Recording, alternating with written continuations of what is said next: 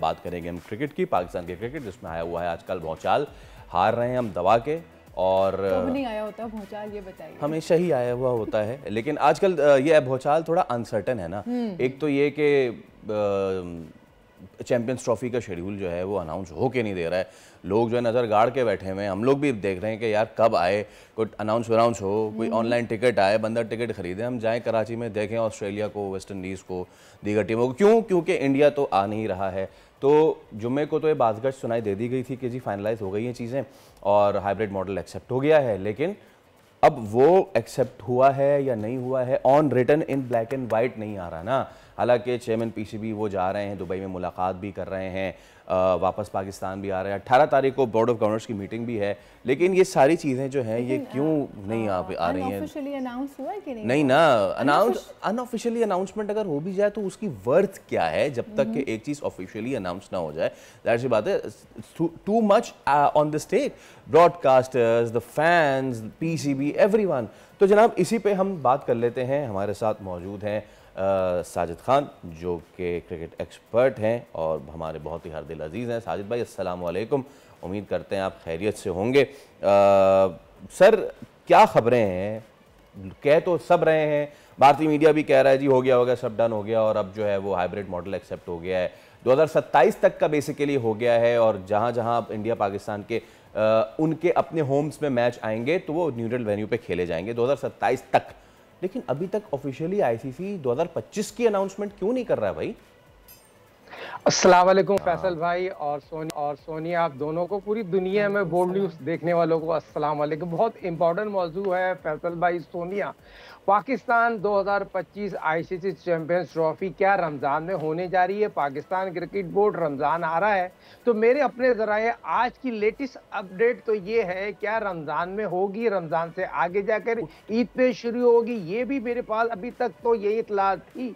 क्या रमज़ान के बाद आईसीसी चैंपियंस ट्रॉफी होगी? पहली तारीख को जो मैच खेला जाएगा इंडिया पाकिस्तान का, जिस तरह आपने कहा गवर्निंग बोर्ड की मीटिंग भी 18 तारीख को होगी। सैयद मोहसिन नकवी साहब ने जो स्टैंड लिया, पूरा पाकिस्तान, पूरा वर्ल्ड उनको सल्यूट करता है। पहला चेयरमैन आए, अपने स्टैंड पे खड़ा है।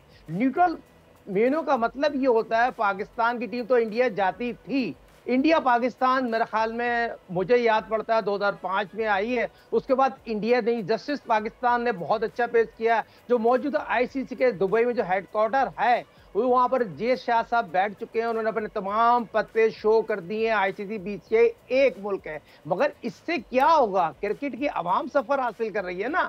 आवाम का मकसद ये होता है, पाकिस्तान की टीम न्यूट्रल में श्रीलंका, बांग्लादेश और दुबई में, तो इंडिया की ख्वाहिश ये है, जो मेरे अपने जराए बताते हैं, दुबई में खेलने को ज्यादा तरजीह दी जा रही है, और पाकिस्तान की जो मेरे अपने जराए बताते हैं, बांग्लादेश पाकिस्तान को ज्यादा सूट करता है और इंडिया को श्रीलंका और दुबई सूट ज्यादा करता है। तो कहने का मकसद ये है, क्या हम सही सिम पे जरूर है? मैं मोहसिन सैयद नकवी साहब को सपोर्ट करना चाहिए, जैसे कि सुभान अहमद जो पाकिस्तान के साबिक सीईओ हैं, उन्होंने बड़ा अच्छा काम किया है। दुबई में सैयद मोहसिन नकवी साहब जा रहे हैं, उनको अच्छा बताया और उन्होंने उसी तरह काम किया, और पाकिस्तान अपने एक पेज पे खड़ा हुआ है, खड़ा रहना भी चाहिए। और ये चीज तो हमने बता दी है, हमारे बगैर आईसीसी चैंपियंस ट्रॉफी नामुकम्मल है। जैसे आटा गूंथते ना, आटा में नमक डालना जरूरी होता है, तो आईसीसी चैंपियंस ट्रॉफी जो हमें दे दी गई 20 साल बाद हमें हो रहा है, ये तो हो रही है, ये तो हम बताते हैं पाकिस्तान में हो रही है। मगर ये जो अब तक की इत्तला है, जो मेरी तो मिली है, जो मेरे अपने जराए बताते हैं, अगर ये रमजान के बाद होती है, जो हमारे ग्राउंड जो 24 घंटा कजाफी स्टेडियम, नेचर स्टेडियम, पिंडी स्टेडियम में काम हो रहे हैं, जिस तेजी से काम हो रहे हैं, ये तो आपको क्रेडिट देनी है। 90% तो काम हमारे मुकम्मल हो गए। इस महीने के आखिरी में ग्राउंड हैंडल करना था। इसमें फिर साजिद भाई ये भी है कि देखें, एक बार तो पीएसएल हम रमज़ान में करा चुके हैं, तो एक तो चीज़ गालिबन ये भी अंडर कंसिडरेशन रहेगी, लेकिन दूसरी जानिब अभी तक अनसर्टेनिटी। वैसे आप बताएं, आप इतने अरसे से, आप खुद क्रिकेट खेले हुए हैं, खुद क्रिकेट आप इतने अरसे से कवर कर रहे हैं, ग्राउंड में भी जाके, हमारे साथ भी बैठ के, मुझे ये बताएं, आपने कभी इतने बड़े लेवल के टूर्नामेंट के साथ इतनी ज़्यादा लीतो लाल के साथ काम होते हुए देखा है पहले?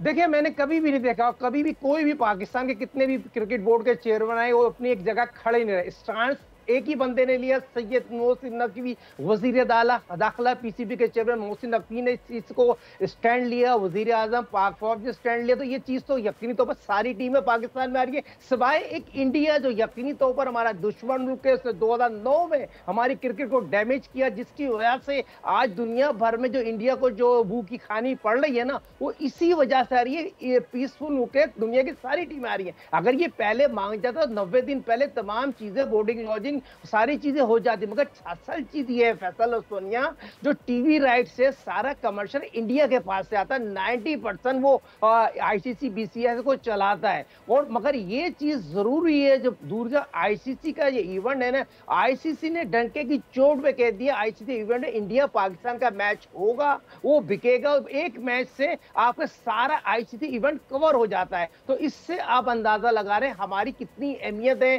4 अरब से ज्यादा ये मैच को लोग देखते हैं, सराहते हैं, तो ये चीज तो बताना जरूरी है। आ रहा कि हमारी क्रिकेट टीम की कारकर्दगी गैर मियारी है, उस तरह हम आते हैं, उसमें बताना भी जरूरी है। उस तरह की कारकर्दगी नहीं है जिस तरह की हमारे यहाँ होना चाहिए। प्लेयर पावर यकीनी तौर पर डंके की चोट पे छाव में, प्लेयर ग्रुप बंदियां, मगर हमारी कारकर्दगी यकीनी तौर पर उस तरह की नहीं है जिस तरह की Australia, India, England, West Indies की है। हम उससे अफगानिस्तान से बदतर हमारी कारकर्दगी है। जिम्बाब्वे से सीरीज हार जाते हैं, ऑस्ट्रेलिया से हार जाते हैं, 2020 के 8 मैच में 6 2020 के मैच हार जाते हैं। अब साजिद भाई अगर हम इस तरफ आ ही गए हैं तो आइए फिर मिल के जख्म जो है अपने हरे करते हैं और अपने छाले जो है वो फोड़ते हैं मिल के।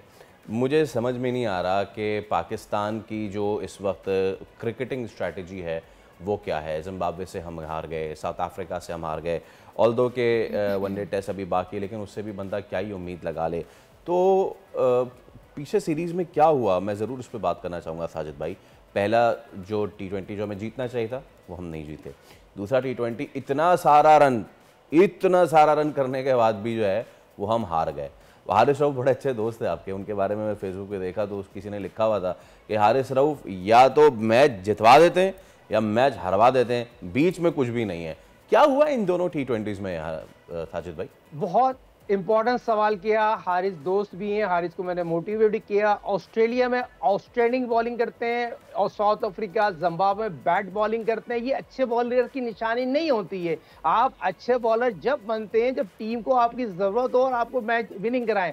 लास्ट मैच में 90 रन देते हैं शाहिनशाह आफरीदी और हारिस रऊफ। फिर आपके कप्तान कलर ब्रेवी की कप्तानी करते हैं, रिजवान को यही नहीं पता, सुफियान बच्चे को आप आखिरी ओवर कराते हैं, समंदर में छोड़ते हैं। आप किस लेवल की कप्तानी कर रहे हैं? पहले तो मुझे बताइए, आपकी जो माइंड सेट में 5 बॉलिंग आप पूरी नहीं खिला रहे, फिर साइम अयूब को आप सेंचुरी करने नहीं दे रहे, 98 रन बनाए। पाकिस्तान के जितने भी 2020 क्रिकेट खेली उससे बेस्ट इनिंग खेली है। दुनिया क्रिकेट ने इनपुट डाला 175 की बैटिंग स्ट्राइक रेट से खेल रहा है। बाबर रिजवान 120 बैटिंग स्ट्राइक से नहीं निकल रहे। फिर आप उसको उस्मान खान को देख लें, कहां से टीम में पिक किया हुआ है, ना शॉट सिलेक्शन है, ना मेरिट पे खेलना आता है। खुदा के वास्ते क्रिकेट ग्राउंड में खेली जाती है, ग्रुप बंदी नहीं कर जाती। बाबर ने 11,000 रन बनाए 2020 में। बाबर इस तरह खेलते हैं, मिड ऑफ पे, मिड ऑन पे, ऑन द हाथों में कैच हो जाते हैं। फिर रिजवान साहब को शॉय एक रैक पे शॉट मारने के अलावा कोई शॉट मारना नहीं आता। कोई कॉमन सेंस है, ये फ्लिक भी कर सकते हैं, थर्ड मैन की तरफ भी खेल सकते हैं, कॉमन सेंस नहीं है, बैटिंग कंसल्टेंट नहीं है। हेड कोच आकिब जावेद को लेके आएंगे और फिर रेड बॉल का कोच को खा गया। तो साहिद साहब आपको लगता है कि अब फखर जमान को वापस आ जाना चाहिए? फकर जमान को आना भी चाहिए, सोनिया को कप्तान भी बनाना चाहिए। फकर जब फिट है, पाकिस्तान कप हो रहा है, उसमें आउटस्टैंडिंग कारकर्दगी दिखा रहा है, छक्के चौके मार रहा है, आउटस्टैंडिंग कैच पकड़ रहा है। मुझे बताइए, मैंने फैसल भाई से पिछले प्रोग्राम में कहा था, फैसल भाई ये घुटने का प्रभाव में आज से नहीं है, आप फिट है, फिर आकिब जावेद उसको क्यों नहीं साइम अयूब के साथ ओपन कराते हैं? साइम और फकर ओपन करेंगे तो दुनिया की तमाम टीमों को हराने की सलाहियत रखते हैं।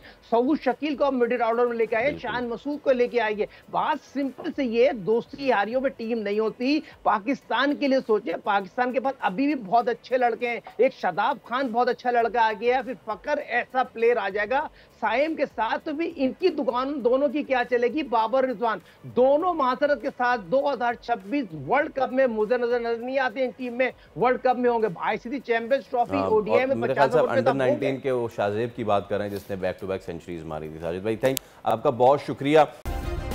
सब्सक्राइब करें और बेल दबाएं ताकि कोई खबर रह न जाए।